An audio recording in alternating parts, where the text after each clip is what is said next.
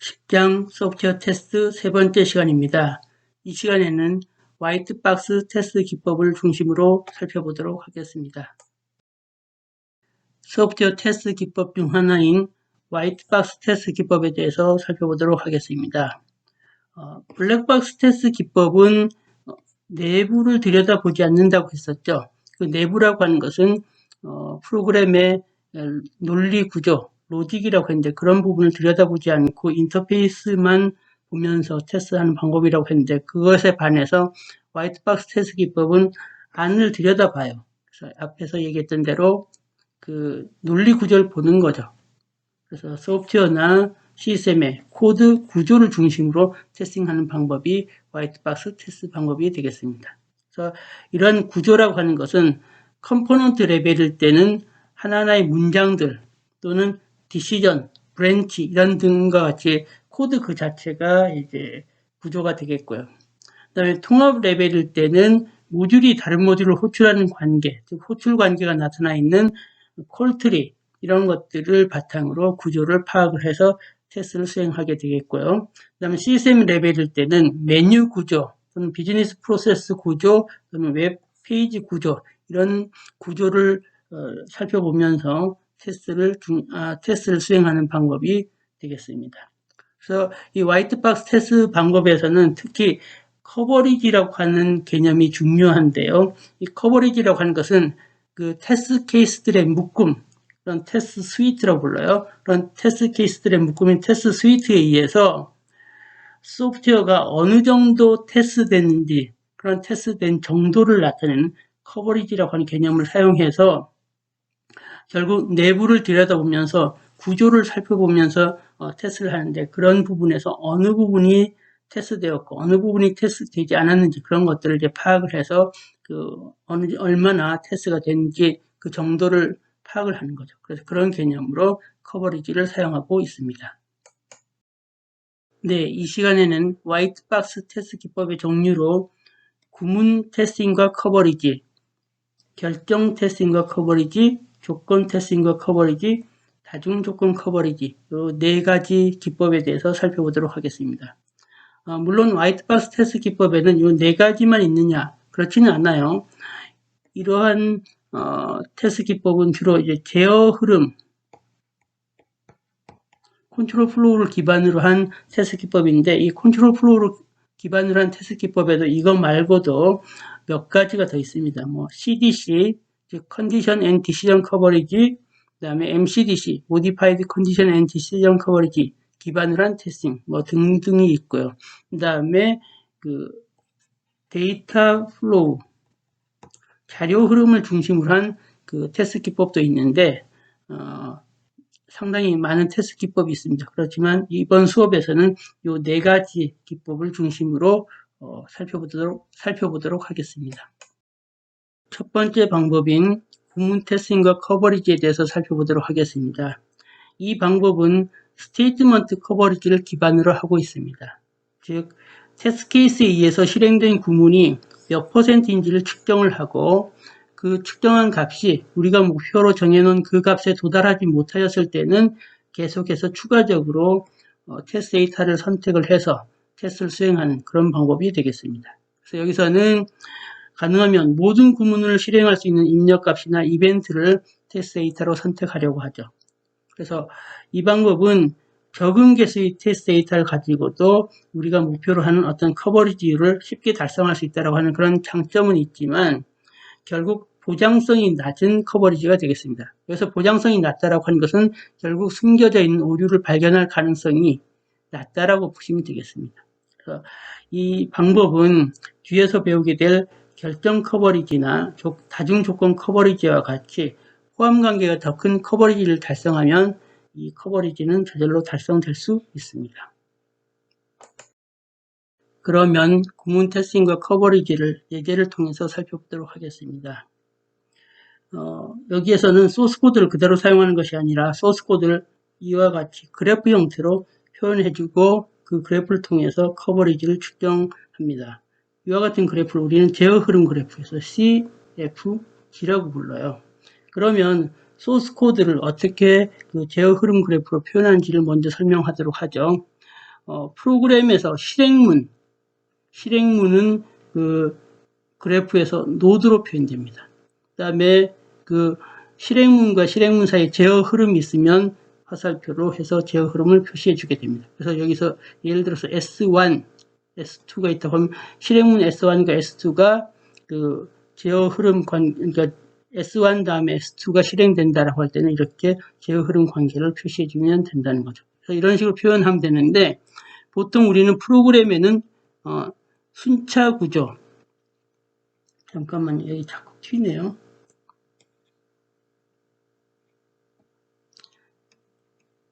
순차 구조, 선택 구조, 반복 구조, 이렇게 세 가지 구조만 가지고 프로그램의 로직을 다 표현할 수 있다는 걸 알고 있죠. 순차 구조에서는 스테이트먼트들 간의 제어 흐름이 순차적으로 흘러오는 경우에 이렇게 표현하면 되겠습니다.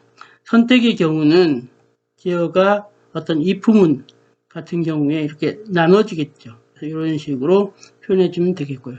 반복의 경우는 스테이트먼트가 여기 이 스테이트먼트가 for문이나 while문이 되겠죠. 그러면 이것이 참일 때 그 while이나 for 안에 문장을 실행하고 다시 되돌아오고 그 다음에 여기 조건을 만족 못하면 벗어나는 이런 구조로 그 컨트롤 플로우 그래프를 그려주면 되겠습니다. 아시겠죠? 그래서 소스 코드를 이런 방법을 써서 제어 흐름 그래프로 표현하고 난 다음에 커버리지를 측정해 주면 되겠어요. 여기에서는 소스 코드를 이런 식으로 다 그 그래프로 표현하려고 하면 그래프가 커질 것 같아서 좀 더 간단한 형태로 표현했는데 여기에 보면 1번 노드에는 XY를 선언하고 G도 선언하고 그 다음에 XY를 입력받고 G 값을 초기화하고 그 다음에 if문이 있어요. 이런 식으로 여러 문장을 하나의 그 노드로 표현했는데 이 경우에는 하나의 노드가 그 순차적인 문장들의 최대 집합을 하나의 노드로 표현했습니다. 그래서 이 경우에는 그 제어가 이 중간에서 딴 데로 나가는 것이 없고 중간으로 제어가 흘러 들어오는 것이 없는 그런 최대 문장들의 집합을 이렇게 하나의 노드로 표현했습니다. 그래서 여기서는 문장들이 순차적으로 진행되다가 분기가 나눠지는 것은 마지막 문장에서 이렇게 분기가 나눠지는 그러한 그러니까 순차적인 연속적인 문장들의 최대 집합을 노드로 표현했는데 그런 식으로 이렇게 해서 좀 더 간단하게 표현하기도 합니다. 그래서 여기 보시면 그런 식으로 이제 노드가 표현됐고요. x가 0보다 작고 y가 0보다 작으면 참이면 2번 노드를 실행하는 거죠. 그래서 g를 계산하고 다시 y가 0보다 크냐 따져서 참이면 이렇게 3번 노드를 실행하고 아니면 5번으로 가고요. 그래서 1번에서도 x가 0보다 작고 y가 0보다 작다가 아니면 펄스면 4번으로 가서 그 다음 5번을 실행하고 끝나는 이런 구조가 되어 있죠. 그러면 이런 그 프로그램에서 테스트 데이터로 t1 x가 마이너스 3, y가 마이너스 5고 t2 x가 마이너스 2, y가 1을 가지고 테스트를 한번 실행을 해보는 겁니다. 그래서 t1을 가지고 했더니 x가 마이너스 3, 마이너스 5니 y가 마이너스 5니까 x가 0보다 작고 y가 0보다 작으냐 그걸 하니까 일단 1번이 실행됐죠. 그 다음에 그것이 참이니까 2번으로 왔어요. 그럼 2번도 실행된 겁니다. 그 다음에 여기서 G값을 계산하고 그 다음 Y가 0보다 크거나 같으냐 여기서는 뭐 Y를 특별히 더 계산한 것이 없으니까 Y가 0보다 작은 데 들어와서 다시 Y가 0보다 크냐 그렇지는 않으니까 false 해서 이제 5번을 실행하게 되겠죠. 그래서 1번, 2번, 5번이 커버됐습니다. 그 다음에 T2에 대해서는 X가 마이너스 2, Y가 1이니까 X가 0보다 작다, Y가 0보다 작으냐 아니죠. false니까 1번 수행한 다음에 그 다음에 4번으로 가죠. 그 다음 4번을 수행하고 나서 5번으로 오니까 1번, 4번, 5번이 커버됐습니다. 그래서 여기에서 1, 2, 5, 1, 4, 5예요. 근데 커버리지 값이 이렇게 계산됐는데 이것은 어떻게 계산됐는지를 잠깐 설명하도록 하죠. 이 그래프에서 보시면 3번 블럭은 도달 불가능한 블럭이 되겠습니다. 왜 그런지 한번 볼까요? 여기 1번 블럭에서 x가 0보다 작고 y가 0보다 작으냐? 그 참이해서 2번 블럭으로 왔어요. 근데 2번 블럭에서 g 값은 계산하지만 y 값을 계산하지 않는데 y가 0보다 크거나 같으면 3번으로 가도록 했어요. 그러니까 이 1번 블럭에서의 조건과 2번 블럭에서의 조건이 서로 동시에 만족할 수는 없죠. 그러니까 이 3번 블럭은 절대 도달할 수 없는, 즉 unreachable 블럭이 되는 거죠. 그럴 경우에 커버리지를 따질 때 바로 이렇게 unreachable은 빼고 계산한다는 거죠. 그래서 여기 커버리지 계산 규칙을 보면 total statement에서 unreachable statement를 빼고 나머지 이제 이 테스트 데이터를 통해서 커버된 statement를 따지면 되겠어요. 그러니까 여기서는 statement는 이렇게 각각 해도 되겠고 이렇게 블럭일 때는 statement 대신 블럭이라고 생각하면 되는 거죠. 그래서 total 블럭 전체 5개에서 unreachable 블럭 1을 빼고 그다음에 커버된 블럭 3개. 그래서 4분의 3이니까 그래서 4분의 3에서 0.75가 된 거죠. 여기도 마찬가지로 그렇게 해서 0.75가 되겠고요. 그 다음에 이 2개의 테스트 데이터를 가지고 전체 커버된 블럭을 따져봤더니 얘는 뭐예요? T1에 대해서는 1, 2, 5가 커버됐고 T2에 대해서는 1, 4, 5가 커버됐으니까 전체 커버된 것은 1, 2, 4, 5가 되는 거죠. 그럼 1, 2, 4, 5는 여기서 3번이 unreachable 블럭이니까 그걸 빼면 전체 그 4개의 블럭 중에서 4개가 커버됐으니까 얘는 커버리지가 1이 되는 거죠. 그래서 T1은 0.75, T2는 0.75지만 그 T1과 T2를 합친 걸로 하면 전체가 다 커버됐으니까 1.0, 커버리지가 1.0이니까 모두 다 커버됐다라고 보시면 되겠습니다. 그래서 이런 식으로 커버리지를 계산하고 이렇게 커버리지가 1.0이면 더 이상 테스트를 수행하지 않는 그런 방법이 구문 테스팅과 커버리지 방법이 되겠습니다. 계속해서 결정 테스팅과 커버리지 방법을 살펴보겠습니다. 이 방법은 디시전 커버리지를 기반으로 하고 있습니다. 즉, 테스트 케이스에 의해 실행된 조건문 내의 결정 포인트가 몇 %인지를 측정을 하고 이것을 측정한 걸 바탕으로 우리가 원래 목표로 했던 커버리지를 달성했는지 보고 그 커버리지를 달성하지 못하였다라고 하면 테스트 케이스를 추가로 준비하여 계속해서 그 목표로 했던 커버리지에 도달하도록 테스팅을 수행하는 방법이 되겠습니다. 여기서 결정 포인트라고 하는 것이 있는데 이 결정 포인트는 무엇이냐면 여기 코드를 한번 볼까요? 여기 if, 그래서 if문 있죠. if에 이렇게 전체 조건식, 이 전체 조건식이 결정 포인트입니다. 왜 결정 포인트라고 하냐면 이 전체 조건식이 참이면 true 경로를 가게 되고 거짓이면 false 경로를 가게 되겠죠. 그래서 바로 그러한 지점이다라고 해서 결정 포인트라고 얘기합니다. 이 전체 조건식이 그래서 이런 결정 포인트가 커버된다라고 하는 개념은 이 결정 포인트에 주어진 테스트 케이스를 적용을 했을 때 전체 조건식이 참과 거짓의 모든 값을 갖게 되어서 모든 분기로 즉 참의 경로로 또는 거짓의 경로로 그렇게 그 모든 분기로 제어가 흐르게 되면 이 결정 포인트는 커버되는 것이 되겠습니다. 그래서 여기 다시 돌아와서 여기 잠깐 지울게요.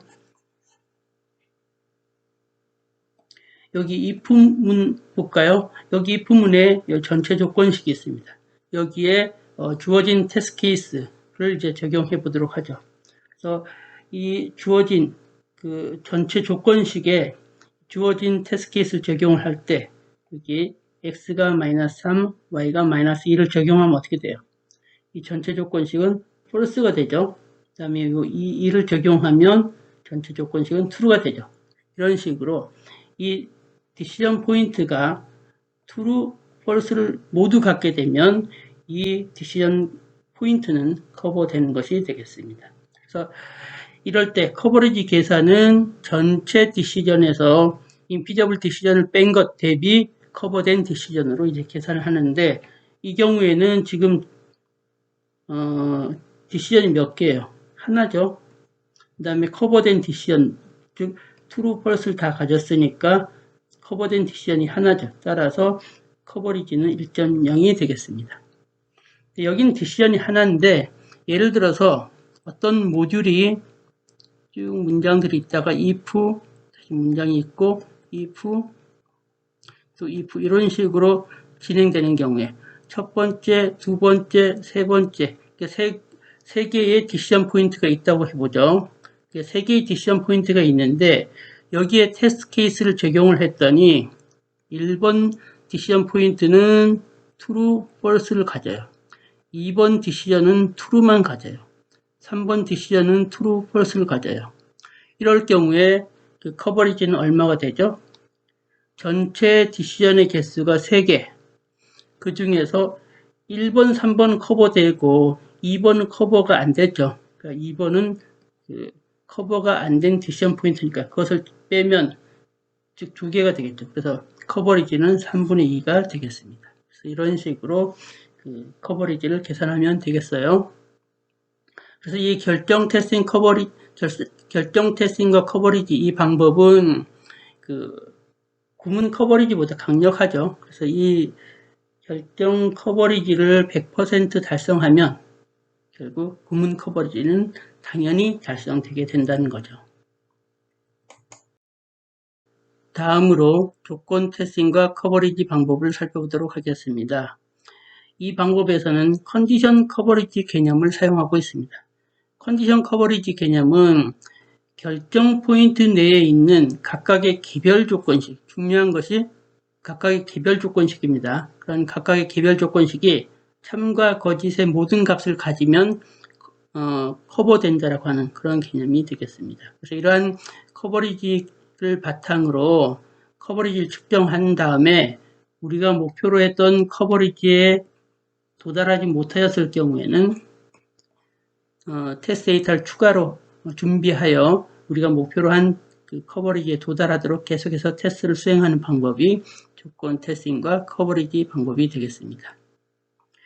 여기 코드를 볼까요?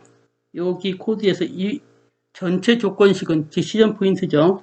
여기서 각각의 개별 조건식을 이제 우리가 고려한다는 거죠. 각각의 개별 조건식을 여기 다 나열해 봤습니다. 그래서 이렇게 각각의 개별 조건식에 주어진 테스트 케이스를 적용해 보면 되겠죠.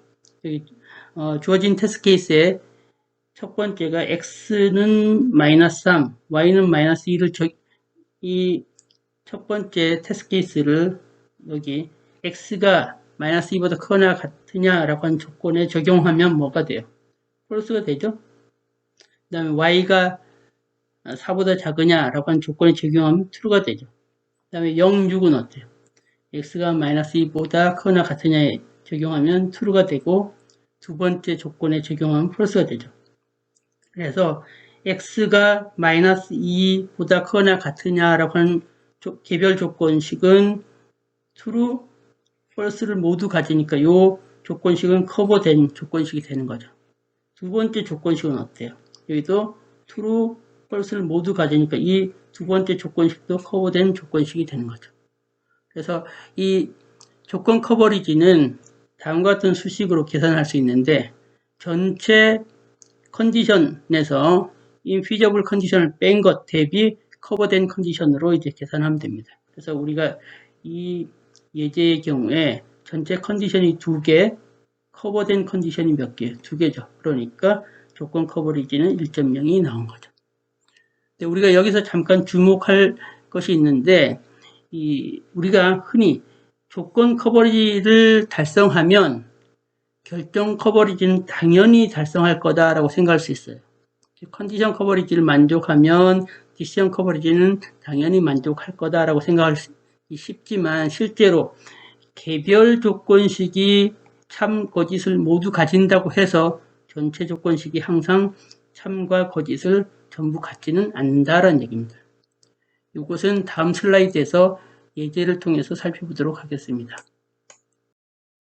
이 슬라이드에서는 컨디션 커버리지를 만족하지만 디시전 커버리지를 만족하지 않는 경우와 반대로 디시전 커버리지를 만족하지만 컨디션 커버리지를 만족하지 않는 경우를 살펴보도록 하겠습니다.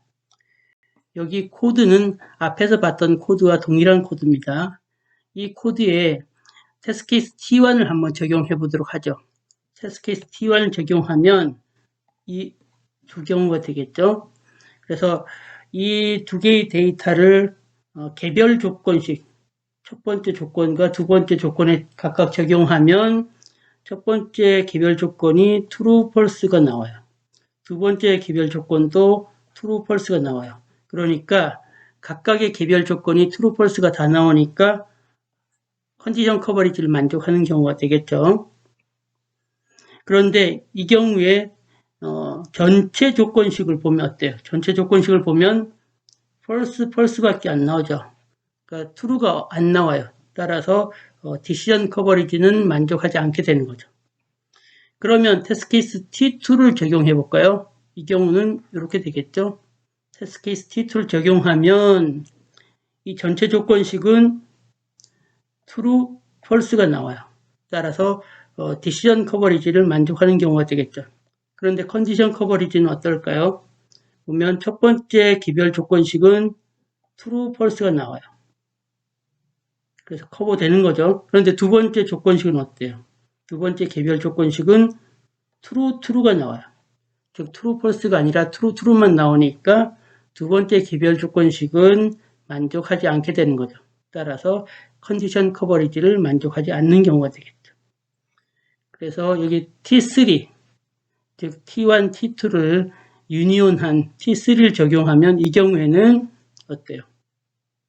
여기 세 개를 다 고려하니까 개별 조건식도 true, false, true, false, 전체 조건식도 true, false가 나오니까 컨디션 커버리지와 디시전 커버리지를 동시에 만족하는 경우가 되겠죠. 다음은 다중조건 커버리지 방법입니다. 여기서는 결정 포인트 내에 있는 모든 개별 조건식의 모든 가능한 논리적인 조합을 테스트 케이스로 고려합니다. 무슨 얘기냐면 if C1 컨디션이 하나일 경우에는 true, false만 고려하면 돼요. 근데 컨디션이 두 개 C1, C2 이것이 뭐 AND로 묶여도 되고 OR로 묶여도 관계없습니다. 이렇게 두 개일 경우는 TT, TF, FT, FF 해서 네 개의 논리적인 조합을 고려해야 되는 거죠. 그러면 조건이 세 개면 C1, C2, C3 세 개면 T, T, T부터 F, F, F까지 8개의 논리적인 조합을 고려해야 되겠죠. 그러니까 결국 모든 조합을 고려해야 되기 때문에 테스트 케이스 양이 매우 많아진다고 하는 그런 단점이 있습니다. 그래서 여기서는 보통 100% 결함을 제거해야 하는 제품 테스트에 주로 사용한다라고 했지만 사실은 그렇게 널리 사용되는 방법은 아닙니다. 왜냐하면 테스트 케이스 양이 너무 많기 때문에 흔하게 사용하는 방법은 아니다라고 말씀드릴 수 있겠습니다. 네, 다음 그림은 커버리지 간의 포함 관계를 보여주는 그림이 되겠습니다. 여기서 커버리지의 범위가 가장 작은 것이 스테이트먼트 커버리지가 되겠죠. 그래서 이 스테이트먼트 커버리지는 디시전 커버리지나 또는 컨디션 커버리지에 100% 포함되죠. 그런데 앞에 예에서 살펴봤던 대로 디시전 커버리지나 컨디션 커버리지는 일부는 포함하지만 완전히 포함되는, 즉 디시전이 컨디션에 포함되거나 컨디션이 디시전에 100% 포함되는 그런 관계는 아니에요. 그다음에 얘네들은 컨디션과 디시전을 동시에 고려하는 컨디션 디시전 커버리지에는 전부 포함되고요. 그보다 좀 더 범위가 넓은 것이 Modified Condition and Decision Coverage가 있고요. 이것은 우리가 여기서 다루지 않았습니다.